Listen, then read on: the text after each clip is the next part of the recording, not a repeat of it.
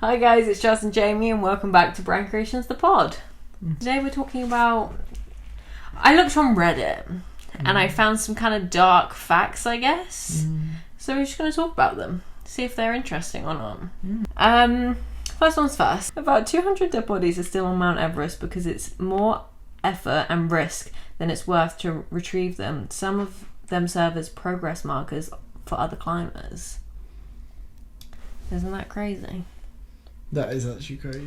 I think there's one that's like it's either the yellow jacket or like the blue boots or something. They're named because it's on like the main strip that's like the death part that most people die on.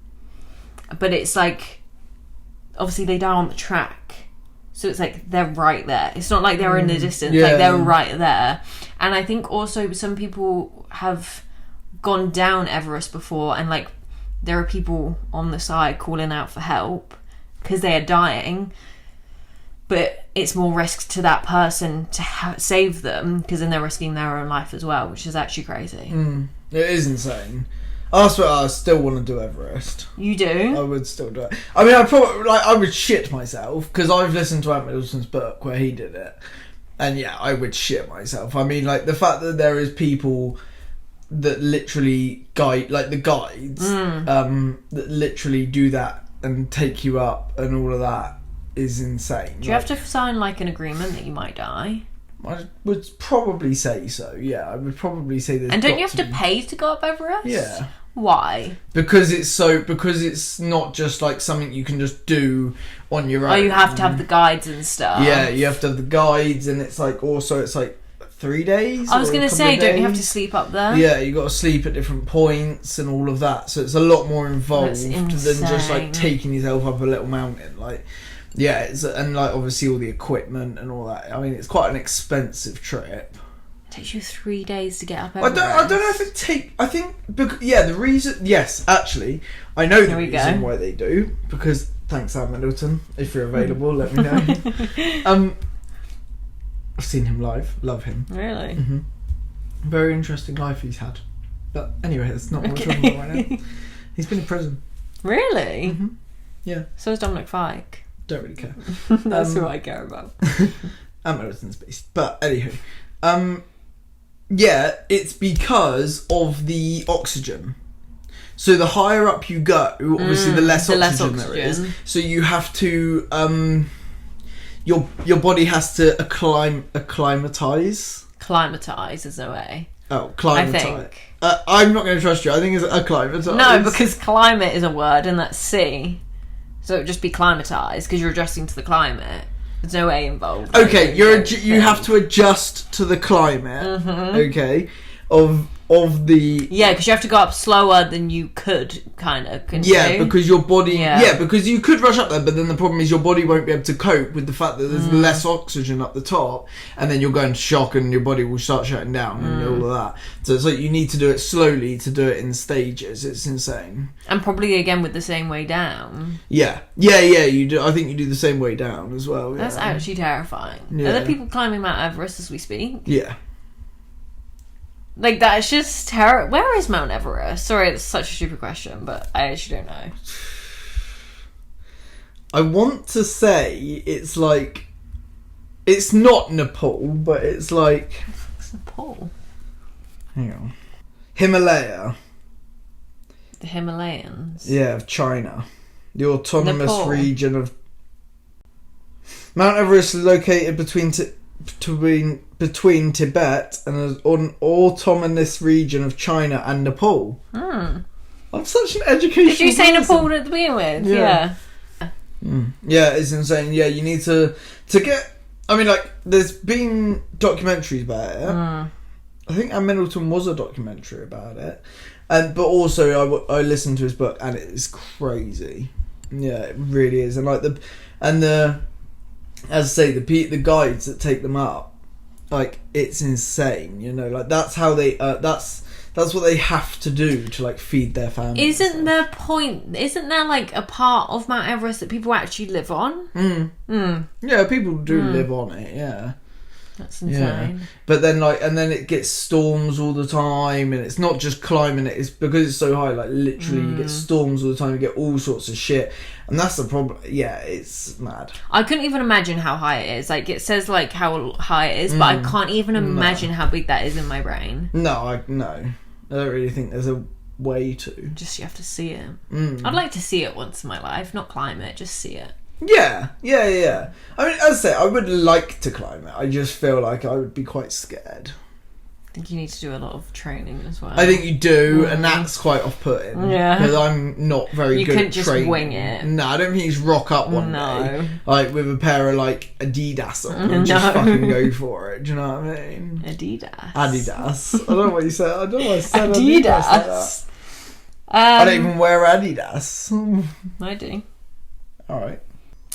Just so everyone knows, Jazz is going to cricket after this, so hence why we're dressed like this. So. Okay, a question. Me and my friend thought this looked American, but I brought this yesterday, and in the span of under 24 hours, I've had 3 people comment on the fact that I look like a cricketer. Yeah, and I think if you were in America, I think it would pull off what you're trying to do. Yeah. But the problem is, because we're not in America and nobody really wears them, apart from old men that go to cricket, I feel like that's all we've got to relate to. Oh yeah, probably. So, as I say, I feel like, yes, I get the look you're going for, but I feel like you're in the wrong country. Well, there's a really simple solution to that. There is. Go to America. Yeah, 100. Or take it back to the shop, but... Well, yeah, I mean, that's probably the quickest and easiest route, but it's a nice jumper. Thanks. As I say, it's just one of those where if you look at it, in America, people go, oh, that's a nice jumper. It's an American jumper. Yeah. Cardigan. Don't say cardigan. I mean, how fucking old are you? And then it's not a jumper. You've probably got a little bit of tissue stuffed up there, and you probably give everyone pounds after you see them. You know, but but in England, because we don't have that sort of thing, I look like a cricketer. Yeah, but like a Sunday League one, like, you know, like a bad one, like an OAP one, yeah. You know, where they go in for lunch afterwards and they can only have a small chips because they'll be full up. Yeah, they'll be full up. Yeah, because you can't eat the crust as well. Yeah, you got it. Yeah, okay, well. And soup for when it's a bit cold. I think you'll find this one a bit creepy. In 1933, a doctor named Carl Tanzler, I don't know if I said that right, raided the tomb of a female patient whom he had become obsessed with and stole her body. He lived with the corpse for 7 years. As the body fell apart, he attached the corpse bones together with wire and coat hangers and fitted the face with glass eyes. This part I don't know if is definitely true because some people said it's fake, but this part is he was only caught when someone saw him dancing with the corpse in front of an open window. How disturbing is that? That's mad, isn't it? And also someone said that the corpse had already been dead for like 2 years anyway, so it had been deteriorated. Raiding a tomb to get a dead female, the smell that must have been. I mean, that's some Criminal Minds shit, isn't it? I'm not into that. I mean, that's mad, but the thing is, like, it's mad because, like, the thing is, as much as, like, it seems pretty out there. Like, there's so many people like that in the world. Like, absolutely. Like, there's so many people like that, and that's just like that's the mad thing. Is like so that scary. Is actually reality. Like, that's okay. That was one story from 1933 or whatever, but it's things like that do happen. Like, and it's like, oh yeah, could you imagine? Like, I mean, I've been in a morgue, and the smell was horrendous. I mean, Chloe literally cried. I probably would have as well, to be fair. And we were there for 2 days, and it was honestly... Sorry, do you want to clarify why you were in a morgue? No, we were cleaning it. And we had to clean, like, where all the beds, and, like, where they pick everyone apart and all that, and Dad was, like, pulling hair out and stuff, and oh my skin. God. But it was more the smell, more than anything, it was the smell. Honestly, I couldn't get that smell out of my nose. Like... You know when you use a load of bleach and then it gets stuck in your nose and everything you eat and smell and drink and all that tastes like bleach? And like I used to smoke back then, so I used to go out for a fag and it used to taste. It was tasting and smelling like the morgue. Honestly, yeah. I don't know how people do that as a job then. I mean, the thing is, you will get used to it. You do, but then you're going to go nose blind, and what if you just smell like morgue all the time? Well, yeah, but it's the fact that I've never been able to place the smell. Like, there's nothing like it. It's not, like, I don't know what it is like. But yeah, Chloe refused to go back the second day. And she barely didn't like the first day. But yeah, that was, yeah. I would not be able to do that. No, I mean, I can't deal with, like, the people that pick them apart anyway, that's one thing, but then the smell is another thing. The whole thing is just mad.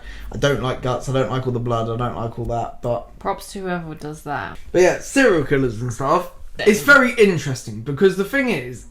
So, and this is actually quite a cool topic, actually, because I think it cycles back to, like... It cycles back to every side of mental health, right?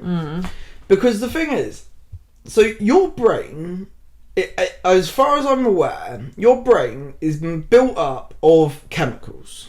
Think so. Yeah. Probably hormones and stuff. Yeah, but like the reason that the reason you know, some people have like mental health issues or have different stuff is due to a chemical imbalance of some kind, or like too much of it. Sometimes too much, sometimes not enough, kind of thing. And it's like mad because it's like how much difference, say, does like you have to like Jeffrey Dahmer. Do you know what I mean? Like, because obviously I can't sit here and say how much of the chemical we have in our brains. Like, do you have more than me? Do I have more? Do you know what I mean? No one actually knows, kind of thing. This creeps me out so much. But it's mad because it's like, as I say, like, what's the difference? Like, or how big is the difference? You know? And also, I find it's like, what's the... Like, I know, like, because obviously a lot of them have done, like, documentaries and stuff. Like, a lot of them had awful lives growing up and stuff something like that. that triggers them. Yeah. But it's like, so what... So, like... And whenever you watch, like, I know they're TV programs, but they are based off of reality. Like, triggers. Yeah. So... There's a trigger that releases the chemical thing, which is to protect your brain, right? That's the mad thing about it. It's done to protect your brain. Yeah. So like it's so basically like a lot of people. So when they go through when you go through a trauma or something like that, your brain releases releases the chemical, and that is to try and work against the chemical that comes up when the trauma happens. As I say, I don't know the names for it, you know, but so. And then, because it's forced too much into it, you've gone the opposite. You go the opposite way, kind of thing. So, how much of that trauma is needed? But then again, I would assume that a trauma that a serial killer had when they were in their childhood or whatever is like, surely people have had bigger traumas and it hasn't led them to be a serial killer. Yeah, because if you look, like, you know, as I say, like, there's a lot of people that, like, you know, have gone, like, say you were, one person was, like, say in the, you watch Criminal Minds, right? Yeah. And I know this is TV, but it does happen in real life as well. 2 kids get kidnapped, right?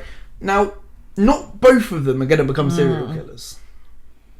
Do you know what I mean? Like, that's the thing about it. Like, that's the weird thing about it. Because I mean, like, I think if you're growing up and you're like, you grow up in a hostile environment, I think there's a difference between becoming a product of your environment. So, for example, you grow up in, say, for example, your family are in that, you know, in that way where they're is abusive or whatever, or for example, they do a lot of illegal stuff. Then chances are you're gonna repeat the pattern because that's what your parents taught you, kind of thing. But there are as I say, and that's not the chemical imbalance. That's just the fact that that's what is being taught to you. But then you also have the other side where some people see that environment they've grown up in and want to combat it. And be like, I don't want to ever be like that. Yeah, exactly. So then what forces them to do that?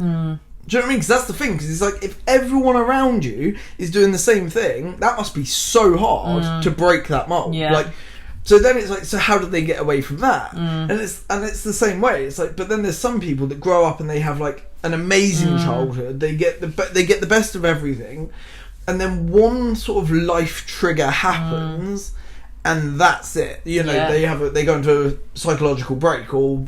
Well, I mean, to be fair, I do think any sort of serial killer or anything like that is in a psychological break. I mean, that is, you know, again, but it's the fact that like it's insane how the brain does it. Like, it's scary how like humans just are like how different things can trigger different things in your brain to make you act out, and so I don't know, it really creeps me out if I think about it too much. Because like my head just got itchy, so I just itched it. Like, but like I didn't You didn't think think about it. about it. I just did it. Like, and it's like it's all of those types of things. Like, yeah, I do find it mad, and as I say, I must admit, like I do find like the serial killer side and that side of things, I find it very interesting. I must admit, and like, I find that the serial killer one is very interesting. I find the like the ones that have done like serial crimes, so they've literally done crimes since forever. I find that very interesting as well. I mean, I a lot of the crime ones, and like people like they've done like researches on it, and some people like bank stuff like that, but do it for like career. It gets to the point where it's not actually for the money. It's for the buzz. Yeah, it's for that feeling. They get addicted to it. It's like an addiction. Yeah, like of the adrenaline and all of that sort of stuff. And that's the thing. And it's like, but again, like what? Because the same way, say for example, tonight, if I sent you into a bank right now and said, Jazz, rob this bank, adrenaline is not going to take you through enough to do that job. Yeah. I will have a breakdown. Like you would faint before you got anywhere near that bank. Yeah. Like, and that's what adrenaline would do to you. Yeah. Like, adrenaline would still be the cause of that, but you would faint. But it's like the same thing, like, I'm a vapor and I'm addicted to vaping, but some people aren't. They can just have it as and when. And obviously, robbing a bank is like an extreme version of that, but obviously they're addicted to that feeling. What's the difference? Like, what's the difference from me being addicted to a vape than someone being addicted to robbing a bank? Like, obviously robbing a bank has consequences to other people, and vaping just has consequences to yourself. But like, what's that different addiction wise? Like, why am I not addicted to robbing a bank, and why would I faint before I even get there? It's crazy. It is mad. I find it very interesting, but then I get too creeped out. Like, I used to like watching like crime like documentaries and stuff, but I can't really anymore because it just creeps me out too much. I don't mind, and this is the wrong thing to say considering we are here and it's 7 minutes Oh, please past 8 and the don't. door's shut. I'm really scared. But I don't mind, and I mean I don't mind. Like, I don't mind watching the serial killers where they're like they're quite quick kind of thing. Like in terms of, for example, like it's out in the daytime or something like that. Like it's not very thought through. Planned. What's the word? The ones where it's like, for example, like they sneak into premeditated. your house. Yeah, they sneak into your house and wait to hide them till you sleep. Like that's the ones where it's like, wow, you're fucking making me tick now. Like that's... I was watching an episode of EastEnders a couple of years ago, and I actually had a breakdown. It was during COVID, and I was not okay during COVID. That's a specific point. I had I can't even speak about it. I had the loft hatch. In my bedroom, and it was just me and my mum lived just us two at the time. I had the loft hatch directly above my bed in my room, and we kind of just moved into the flat. Then COVID happened, and then there was a thing on EastEnders where Whitney was getting stalked, and my mum, we were watching. He said, I don't know why she could see the TV before I could, but she was like, Jazz, don't look. And I was like, why? And I looked, and she was lying in her bed, and she was looking up. And there was a crack in the ceiling, and it like zoomed up and it went into the loft, and he was in the fucking loft. Because I had this whole thing, like, because it was in, the loft was in my room, and we also didn't have the key for it, because we were just moved in, so he didn't want to give us the key for the loft at the time, so we didn't even have the key for it. We couldn't even look in this fucking loft. And I would always think about, what if someone's in the room? Like, what if someone's up there? Like, it was always a thought in my mind, and I would talk about it all the time. And then that happened to EastEnders, and I had a freak out. Like, I don't think I slept in my bed that night. Like, I was too scared. I was like, someone could be living in there. And, there's one on Sherlock. Not Sherlock, Luther. I can't remember. It was Luther. There was someone... I can't think about this one. Someone was living in his loft, and he heard, like, meowing in the middle of the night. He wasn't living in there. He had, like, obviously planned to be there. And they could hear meowing in the middle of the night. So the boyfriend went upstairs, and he was looking with his torch. And he couldn't see what was behind this sheet, but we, as the audience, could. And there was just a guy with, like, a draped sheet over him. And then he attacked him. And then the wife was in the bed. And then his body just came through the fucking... ceiling. Oh my god, that is the one thing can't deal with. No, that creeps me out. As I say, the ones that, that makes me uncomfortable. Like, if someone was gonna murder me, like, please just do it out in the open, just whack me around the head or something. Like, that's sound. Like, don't fuck about in your house. Do you know what I mean? Like, I'm getting seriously creeped out. Let's move on swiftly. Okay, next one. There was a young office worker in the second tower hit of 9/11. He took the elevator to the lobby, but he was convinced by the security... This was when the first tower got hit, not the second. He was convinced by the security guard to return to his office, which he did. The second plane hit, so he was trapped in the office with no escape. There were even recordings of him speaking to his father on the phone. I don't know what that word says, about the fact that he should have left and not listened to the security guard. He died. And there's a lot of situations where that happened in 9/11. Because for some reason they thought, that tower got hit. Well, I guess... I don't know. But, like, that tower hit, so we're fine. It was just that tower, which was, like, an arm's reach away. How insane is that? I mean, the problem is, and I don't know, obviously I don't know whether it's true or not, but... I must admit, I would probably have said initially one of the reasons why they wanted to keep everybody inside was also because of all the stuff flying about from the other building.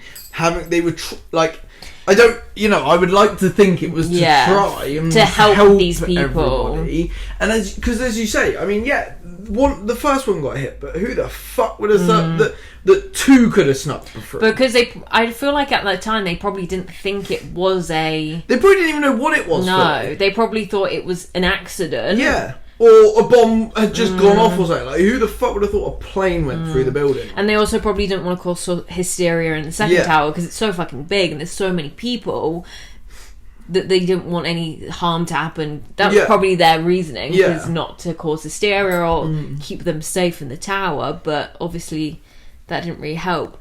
And then there was another one which was... Let me find it. A firefighter was killed responding to the 9/11 attacks, was struck dead in the courtyard by falling bodies. So someone either jumped out the window and the firefighter was going in, and because of the impact he killed the firefighter as well. That's so insane, I know. It's horrible when you think about it. I mean, I've watched the documentaries and I hate it. I hate watching that. I went to the 9/11 memorial part. I've been to that twice, and that itself is like a crazy experience. I don't think I could go there, I must admit. It's so crazy. But the last time I went, last summer, I went into the 9/11 memorial. Like, it's like not museum, but it's like the memorial thing, and you go underground, and then it's got all of like the structures and stuff. Either like the structures that are still there. There was one wall that it was like the one side of the actual tower, because obviously it went obviously underground, and it said behind this wall is all the dead bodies that couldn't be salvaged, and then it had like different structures and stuff throughout. And I was walking through, and obviously that itself, it was crazy, and it had like all the firefighters and all the people, and it had all this stuff.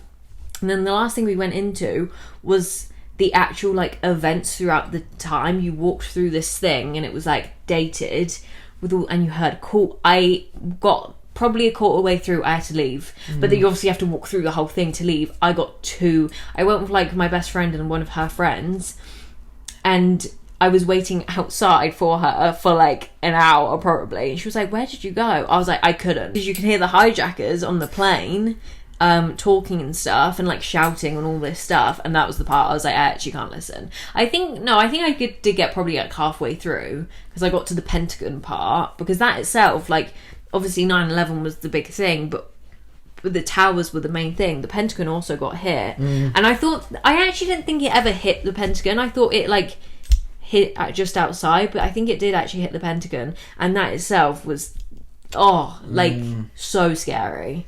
It's insane. Yeah, whenever I think about that, you just think like, I mean, it's hell times 500. I mean, like, watch it, the bit that I couldn't watch when I was watching the documentary, and I cannot compute it in my head.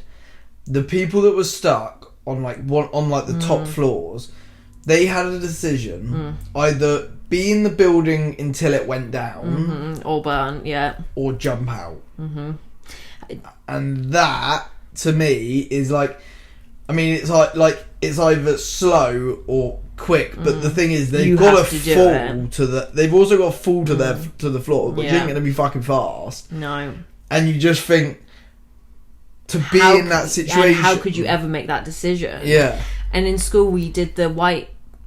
He's called something. It was like the white man falling, or like the white t-shirt. And it was a guy, and he's like upside down. You must have seen it, and it was like a whole poem about it. And I did that in school in like year 8, and even now I was like, what? Like, learning about it is crazy, because I happened before I was born, and it's actually insane. Yeah, I must admit it. Yeah, the more you think about it, and as I say, like, I think I've probably watched 2 or 3 documentaries about it, and now I refuse. I just can't watch them anymore. I just think it's just horrendous. Like, of all the things, like, that they would have been thinking, the firefighters, the police, all of those, like, because the thing is, it's your natural reaction, because even the people that weren't in the building or that could get out of the building, the natural reaction is to get the fuck away, right? And the police, the firefighters, the ambulance, all of that, they have to literally flip that and drive straight towards it, like, and it's like, what? Again, that's just insane, you know, like, you are driving towards a fucking building that is gonna come down at some point, like. And then the one that I did enjoy watching, not enjoy, but I did find very interesting, but the problem is, I find when I try and stay away from like reading about it and watching about it now, because I've watched a couple from like survivors and family members and stuff like that, and that's just heartbreaking, like, that's horrible. But then I've watched another one where they try and break down the science of the buildings. And actually, that really bothered me. Because, and like, if you go on YouTube and search 9/11, the first things you get is conspiracy, right? And it's like, do you know what? I actually don't really give a shit. No. Who did it? Or what they did, how they did it, why they did it. At the end of the day, it happened. And like, and I think that's the thing that can get taken away very quickly, because, like, did the government? Who gives a fuck? Yeah. And unfortunately, Barry, you're never going to find out. No. You're a lad on YouTube doing it yourself. Like, if you've got time, that's great. But the thing is, like, you're never going to find out. It's not like you're going to post that video and the government are going to be like, oh, he's found us. Yeah. We've got to do an interview. Yeah. Fuck off, mate. If they did do it, they planned it to the point where no one will ever find out. Yeah. If they didn't do it, then it was the fact that it was terrorist, as it was said. Like, it's one of those things. Either way, you're taking it away from the people who died, and the people who lost their family members. Exactly. And the firefighters and the police and all the ambulance crew and all that. The people who risked their lives to save people. Who cares? Who cares why it happened, how it happened? And the logistics of, because I've gone down that rabbit hole as well. Like, it's so easy to do on TikTok and stuff. There's so much, and you start on one video and go down a rabbit hole. 2 hours later, where are you? You don't even know. Yeah. But then, and it takes you out of it. It's like, oh yeah, why? How did that happen? Who cares? It's the same as But also, sorry, slight interjection. Did you know, like, TSA, airport security wasn't. I don't know if it wasn't a complete thing, but it wasn't a thing before 9/11. Really? That's why it's such strict security now, because of 9/11. 9/11 had that impact. I know they did bring in a lot, but that's the same as everything in the world. Like, they bring it in once the situation's happened, which is because that's just the way it goes. That's just life. Like, I've done the same. I bring in stuff after a situation's happened because you don't want it to happen again. Like, you can't pre-plan everything. And as I say, I think it's one of those things where, could you pre-plan 2 planes going into 2 buildings like at the same time? Like, another one, third one. Yeah, like it. Like, you can't be prepared for everything. It's the same way that even now, like, and again, people are like dying from it, but it's the same. Well, they are indirectly, but it's the same way now. They're very well very well guarded against like drugs on a plane and all that sort of stuff. But people still do it. People still get around it. There's ways of getting around it. Like, you know, it's one of those, you can never plan for everything. The way to stop it, stop all fucking flying. Yeah. That will stop this ever happening again, but you can't do that. One thing I find strange is, like, you're on a plane for, like, say, sometimes you might be on a plane for an hour and you go through all that security. You could go on a train for, like, 10 hours in a confined little moving cylinder. What's the difference in that? Obviously, the reason it isn't is because trains are, like, you go off and on so quickly. And with a plane you're on and then you get off. Like, there's no stopping in between. But I find that crazy. How is there no kind of security for trains? I would say, and as much as trains can still do a hell of a lot of damage, like, the thing is, say for example you blow up a train, then it's going to impact that area. You blow up a plane in the sky, it's going to crash. It's falling. Yeah, it's falling somewhere. That's the thing. And, like, that's the damage with it, I think, and that's the difference. And the problem is, there's not really a lot you can fucking do about it. You're stuck in a plane. Like, that's so scary. Yeah, I used to be terrified of planes and, like, flying, and like, I now love it, but talking about it. But one of my guilty pleasures is watching plane crashes. Not like big ones, but like, or like, you know, when like people during like big storms that we have here in England, and they live stream like Heathrow of all the planes trying to land.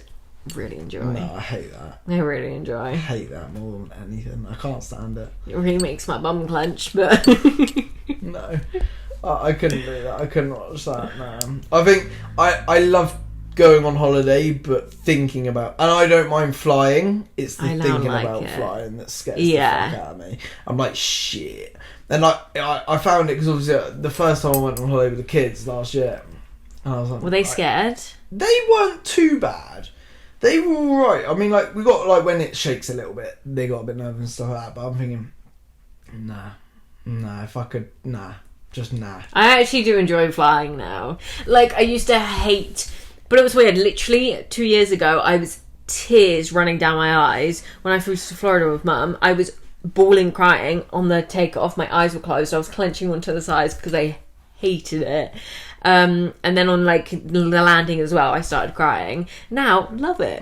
But like when you're on like the runway and it's like, oh my god, we're going, and then I thoroughly enjoy. I used to until I had kids. I find it's changed so much since having kids. Like, it's changed my whole thing. And that's also changed a lot of. You think very differently about things like after you've had kids. Like 9/11, you just think. Those people had kids at home and they knew they were never going to see them. Like, that sort of thing is fucking mad. Like, they literally... Pete Davidson, his dad... Oh, did he? Was a firefighter. He died. Oh, shit. Did you not know that? No. He always says he's the only comedian that can joke about 9/11 because his dad died as a firefighter in 9/11. I didn't know that. Because, like, it makes you think of everything. Like, how did I leave the house this morning? Did I say, like, I don't like that. Yeah, it's insane. Like, this morning, like, I didn't see Lexi this morning. She was asleep. And then it's like, do you know what I mean? Like, it's insane. And I think that's the thing. Like, but it doesn't take it away from anything if they had kids, didn't have kids. It's just. I think it's more the perspective of it, you see. Like, you being a dad. Yeah, or that was one of your... Like, that was one of your kids stuck on that. That and you person got that had phone a parent. Yeah. It's taken a really dark turn, this podcast. Very dark turn. Next one. We've only explored 5% of the ocean. Yeah, that's insane, isn't it? That's fucking insane. So do they mean... So, in terms of 5% of the ocean, do they mean, like, coverage... in terms of like, so like what I'm talking about is like, say for example now, if you were to go between England and Spain, obviously all that ocean, yeah, obviously a boat has gone across that, but not necessarily under that. They've gone across it, but that's probably a boat just travelling between France and England. Yeah, I said Spain and England. Oh, but yeah, so sorry. That's fine. Same difference. I don't know why you're asking me this, but I'll try and answer. Are you talking about the depth of it? But they haven't invested, like, they haven't gone looking for things, I think. Yeah, so like the depths of it then. Yeah. Yeah, that's insane. Yeah. Would you ever go on a cruise ship? Yeah, I'd really want to do a cruise. Really? Really want to do a cruise, yeah. That's one thing I wouldn't do. Yeah, really want to do a cruise. I love being on the water though, to be fair. That's terrifying to me. No, I must admit I do enjoy being on the water, because I grew up going on boats and stuff, so... Like, sleeping on the water is really nice. Yeah. I went on... it wasn't a cruise, it wasn't... But when I went to... When we did the thing for Ukraine last year, 2 years ago. Must have been 2 years ago now. We had to go on a ship where you slept on. I think we were on it for about 8-9 hours. Oh, wow. We got a bedroom and everything, and a shower and all that. And what the hell? oh, honestly, I slept like a baby. No. I love it. I was so excited. So when we got off the boat in Netherlands, wherever it was, yeah, drove all the way to Poland, like right to the border of Ukraine, then back. And I couldn't wait to get back on that boat. It was amazing. I love it.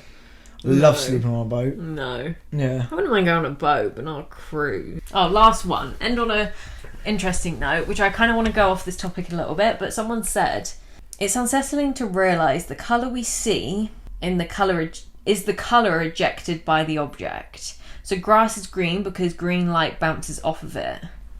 So grass isn't actually green, it's because green light bounces off of it. But the thing I wanted to stem from this is the fact that my green might not be your green. No, your green definitely isn't my green. Oh, he's colourblind. So, yeah. I'm colourblind, not colourblind. Thanks so much for that. Yeah. But, like, that thing right there, I'm telling you now it's green. The packaging to that. Yeah? I see green. But yeah, colourblind people might say. Jesus fucking Christ, mate. You're right. Colourblind people actually might be seeing the true colour. But because everyone else sees green, you're now just colourblind. But that could be the true colour. You could be seeing the truth. I forget that you're colourblind. I have this thought quite often about this theory that, like, everyone... Who is actually right? Yeah, because everyone gets told, okay, this is red, yeah? This one right here is red. But I could be seeing something that is actually... the first time I noticed that's got red on it. Really? How did you think it was cricket then? Because it's just that I just thought that was all black. Because red and black next to each other, I can't... Unless it's... That's blue. Oh. That looks black to me. Okay. No problem. But... yeah, we're all told that... Say you're not colourblind for a second. This is red, yeah? I'll just turn it off, sorry. Yes, yeah. Sorry. Is that interesting for you that you are colourblind? Like, No. does that affect your daily life? No. Okay, sorry. Not in any way, shape, or form. I've grown up with it. I don't know if it would be a sensitive topic for you. No. I got... The last time... It never bothered me, but the one time that sticks in my mind is I was in art class Okay. in year 8. Must have been year 8 because I didn't go to art class again. So year 8. And we had to like paint and like colour like a picture sort of thing. And it was an elephant in like long grass and shit in a tree. I did a pink elephant. Oh. Yeah, and everyone was like, fuck you doing, mate? Obviously I went to an all-boys school. Oh. Yeah. That probably went down very well. And I was like, because I thought you could get grey pencils. You can get grey pencils. Well, but like, I was like, this is like a grey pencil. And it was pink. And it was pink, and I was well chuffed a bit. So it wasn't until I finished it. Wow. And they were like, you've done well, but it's pink. And I was like, well, not being funny, mate. I didn't fucking tell you I was colourblind, dickhead. I didn't lie, twat. Like, so then they started labelling the pencils for me and like the colours for me. But then I was only there for a couple more like months, and then I stopped going. I didn't go back to art class, so it wasn't my problem after that.